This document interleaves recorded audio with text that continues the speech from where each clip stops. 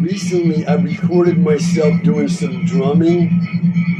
I got it playing in the background. I don't know how well it'll come out, but I've been listening to it, and I decided this morning, you know what that drumming sounds like? It sounds like my grandfather's homemade tractor when he started it up. That's what it sounds like. It sounds exactly like it. I mean, that's what that sound is. I just want to comment on that. Now, Sayaka. My wife, Sephora, is at a point in her life when she's gone through hormonal changes, and doctors have told her, she can go on having sex if she wants, if she'll use this medicine. It's just like a cream. It'll help her get past the problem she's having with these hormonal changes. However, my wife does not believe in medicines. She never takes any medicines. She doesn't like medicines, so she doesn't want to take that cream. And so, you know what that means? It means she doesn't want to do what those creams would help her do. She doesn't want to do that anymore. She's old, or whatever her reasoning is. I say the main reason is she does not believe in taking medicines, and she won't take it. Okay? She doesn't take medicine. Now, she does take one medicine that she has to take. That's for this thyroid problem she has. She has to take that, and she takes that. That's the only medicine she takes. Now, so, if you come into our household, what are you going to be like? You're going to be like a wife with a mother-in-law who lives with you, okay? That's what you'll be like. Okay, now, let me talk a little about Sephora. She was deaf growing up, okay? So, I'm figuring you grew up in a deaf household yourself. So you know something about how deaf people, if they're not children of deaf adults, you can't communicate with their parents at all. Okay? So, what kind of mother did my wife have? Not much of one, okay? She couldn't communicate with her mother at all, almost. I mean, she had home sign language, she says, but it was very, very, very difficult, okay? Now, I figure that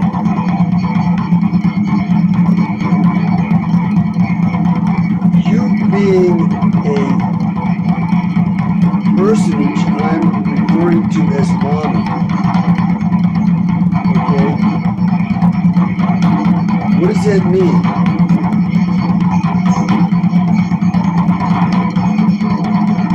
Well, I'm not sure, but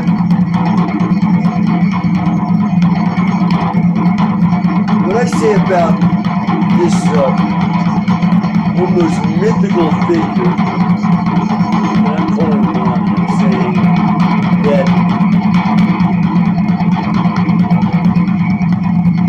Mommy, the concept as mother, this identity is a protector of the helpless. Mainly in little babies, but anywhere else. I think you'll find that women will be the protectors of the helpless. In addition, women are what? They are the gatekeepers to life in this world. Okay? They decide who's going to come into this world and who isn't, as much as they can. Okay? They're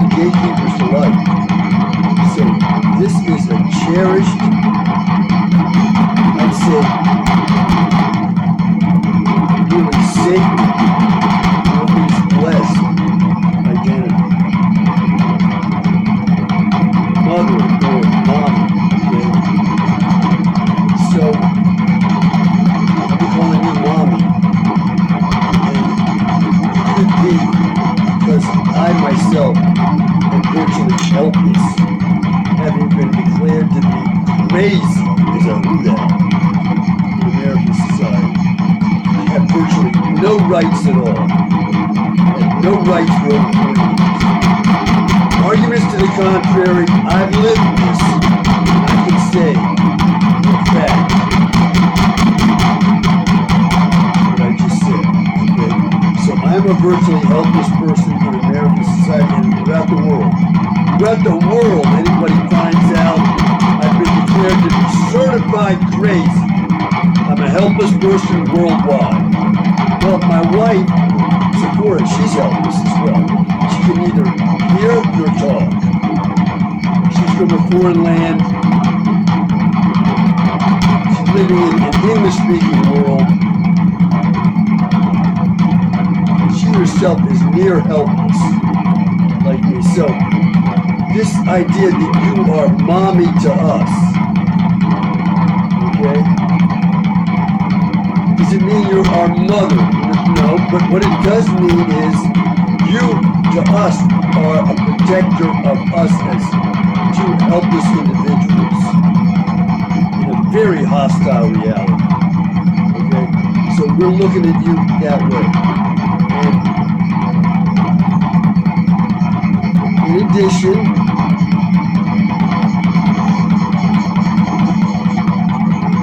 as protector of this kind, and as a person who comes into our house,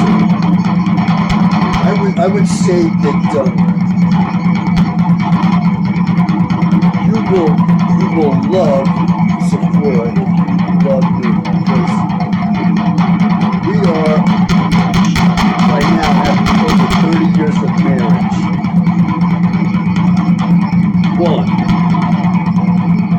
One identity, okay? So if you love me, you're gonna love her. So what you're gonna have is a friend, and Sephora needs a friend. And so I need a friend, and from what I can see, you need a friend. So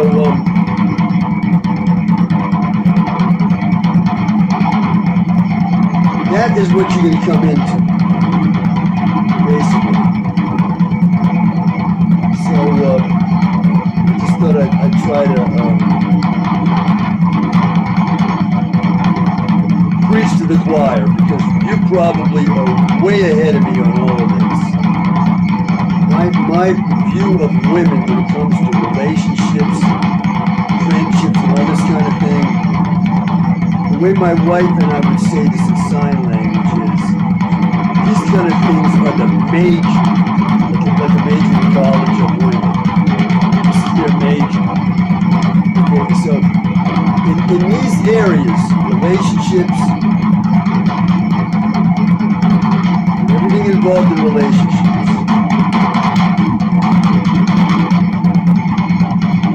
women, in my way of looking at this, they are natural PhDs in this area. They don't got to go to school. They are natural PhDs, all of them. Okay. That doesn't mean they don't make mistakes. They make mistakes just like PhDs do. They're gonna make mistakes.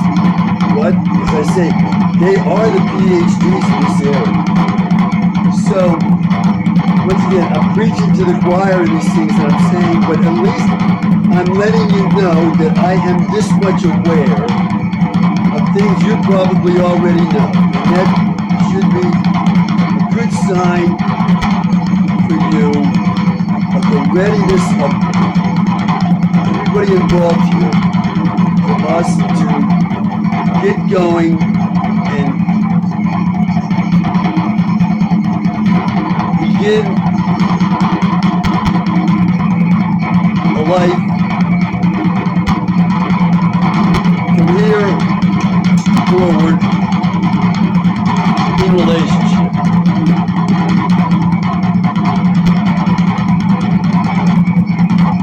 Well, that's the best I can do. I've tried to put this in words best I can.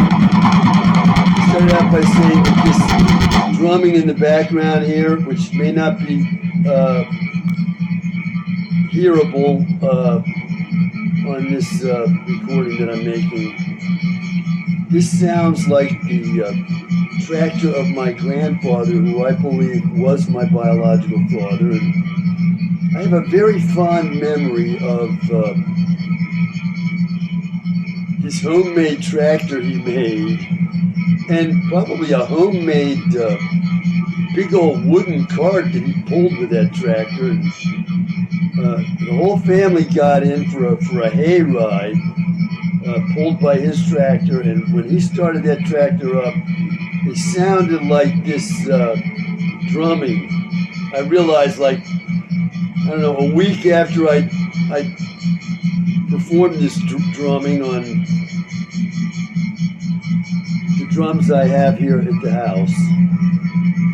It sounds like his tractor. And it was a very, very fond memory I have of him starting that tractor up and giving us a hay ride on his several acres of land in Washington, Pennsylvania.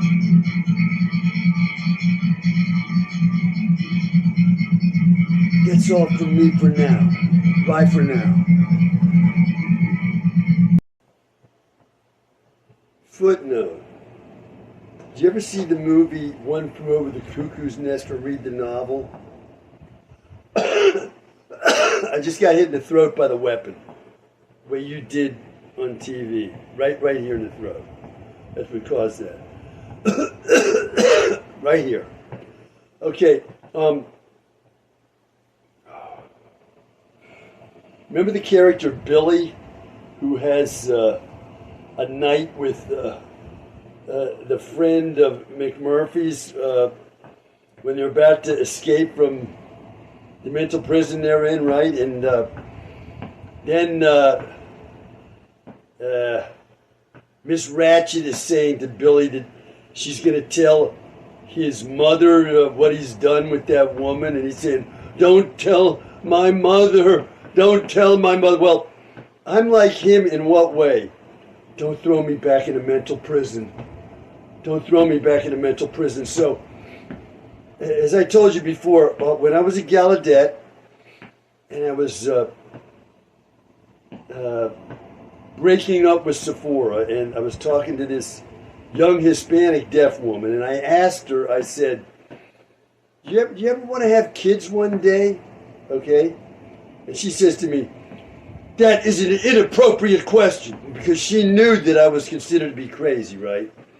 Well, when she said that, that scared the living hell out of me, right?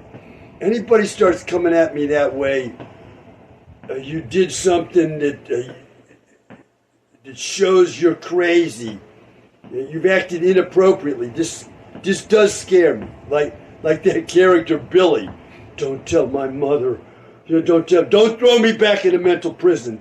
Please don't throw me back in a mental prison. I feel that way, okay? No matter how I'm acting, that's the way I feel. Well, in spite of all that, I want to say that about having kids, okay? I think it takes like 5 years to have a kid, okay? First you got to meet, you got to develop a relationship, set up a stable household of some kind, then get pregnant, then have the child. It's going to take 5 years, okay? I'm in my 70s. 5 years from now, I'm in my late 70s, okay? How long am I going to live? Well, let's say a child is born to the two of us. I'm not saying anything more than that. I'm just hypothesizing, like a scientist, okay? I may be dead by the time the child reaches the age of 3, so what would happen? Well, you would marry a nice man who would be a father to the child, and he would be a great father. You'd marry a great person, a nice man. That's how that would work out. Footnote. On the idea that Sephora does not like medicines. Sephora got pregnant 3 times. First time resulted in the birth of our son. The second two times she had miscarriages. Now, the first miscarriage was the big one. In fact, it was so upsetting to us. We buried that fetus in the cemetery with a funeral and everything for that fetus. Now,